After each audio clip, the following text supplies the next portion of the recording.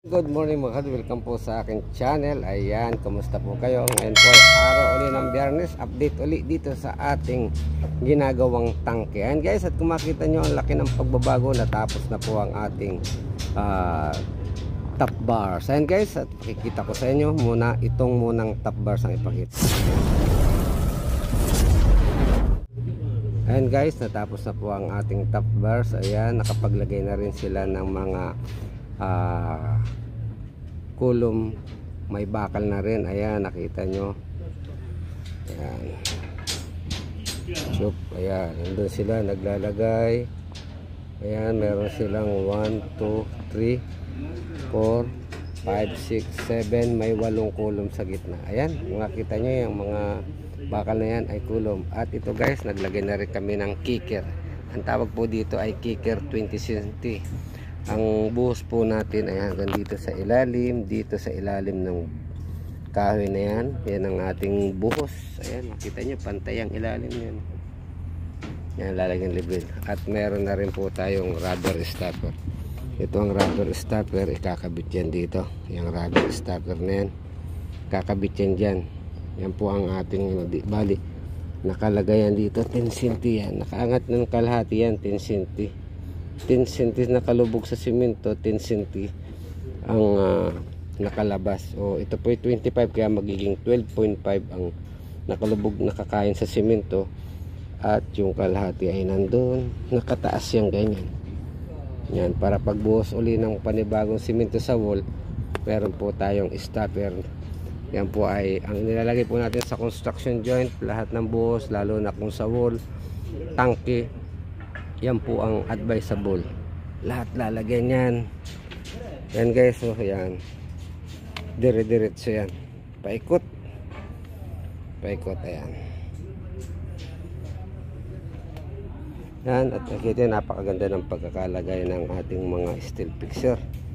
Halos pare-pareho yung L nito. Bali dahil yan, dudugsungan na lang ng bakal yan. At meron nga pala dito ay mga kahardot na mga may partition tayo dito. Ayan, kung makikita nyo, may partition ng ating tangke. Ito siguro magtataka kayo kung bakit hindi nilagyan ito ng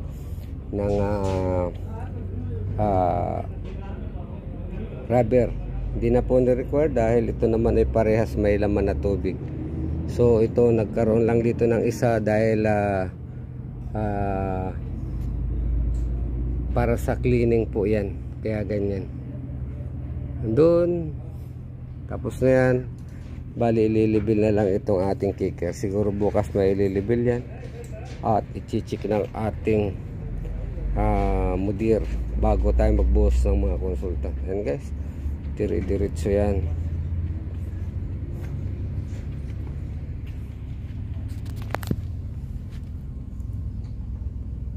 Wala pa naman sa alignment yan, pero may line door na. Susundan yan, line door na yan. Susundan yan kung diretso hindi. Yan guys. Ito hindi pa rin ito naka-ready. Ilalagay yan pagka yung nai-align na itong shuttering, saka ipipisto itong rubber pillar. Rubber pillar itong yung ating rubber stopper. A few moments later.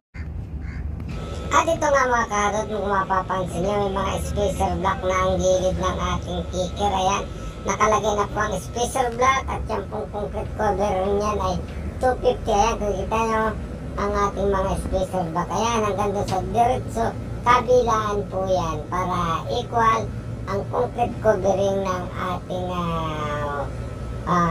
wall ng ating tangke. Yan po ang purpose ng ating spacer block, para magkaroon ng magandang covering, makuha ang required. Ayan po, at ito pong linya na ito ay naidiretso na. Itong ating kicker shutter ay naidiretso na, kaya nag-uumpisa na nilang ilagay sa tama ang ating rubber stopper. Ayan po, at kung mapapansin nyo, itong ating rubber stopper ay nilagyan po ng guidance center yan para madiretso ang paglalagay niyang ating rubber stopper. Ayan po, at itinatali na nila ang ating rubber stopper sa gitna. Ayan po, naglagay sila ng steel bar para magdire-diretso.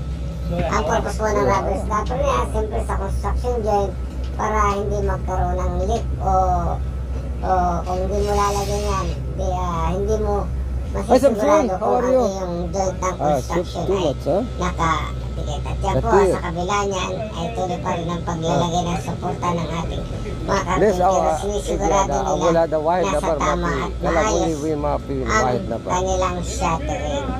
Siguraduhin hindi magkakaroon ng ada kalasi na makina, pinilagay na forma. At palibasa nga po itong mga side nito ay may konting mga putol-putol. Kailangan natin i-magnet ang mga tie wire na lalaglag po sa ilalim. At yan po, pagka hindi po naalis, hindi po magiging maganda ang ating pagkukonkrito. Magkakaroon ng honeycomb dyan sa kabila kasi hindi mapipila pa ng mga konkrito kung meron dumi ang ating loob ng bubusa. And guys, at inaayos nila ang ating good morning. Last in this one suyaro, this one suyaro yan. This only kida. But easy for cleaning. Dahil mas kila for cleaning this one. Kalas iji ada kompresor kala marip bring. Kulo na bara bara.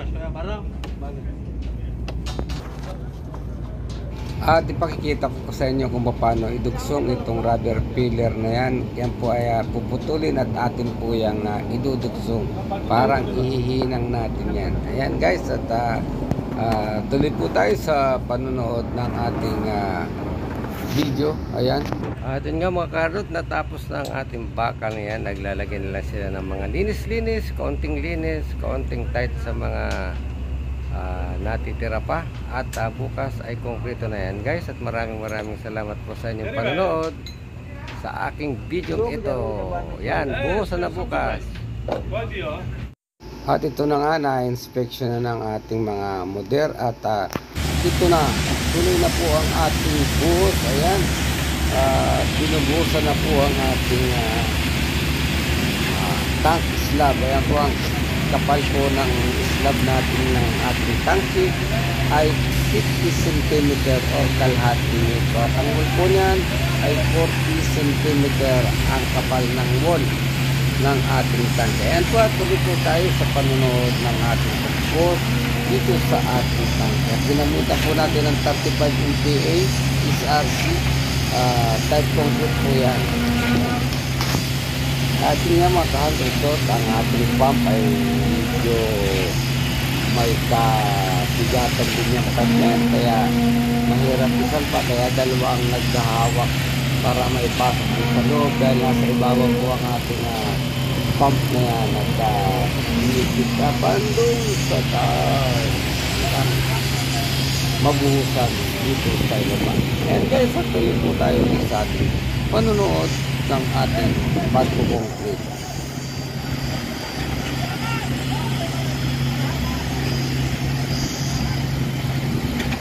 More moments later.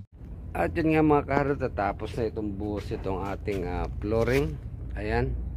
At kung makikita ninyo itong ating pisto ng stopper, ayan, 10 cm kalahati ang at bali 12 cm ang nakalabas, yung kalahati nakalabyan po ang pisto niyan. At kailangan diretso yan, kaya nilagyan natin ng gap ng guide dyan dito sa ilalim para maging pantayan po ang magandang posisyon ng ating water stopper. At yun mga kardot, maraming salamat sa inyong panonood ng aking video ito.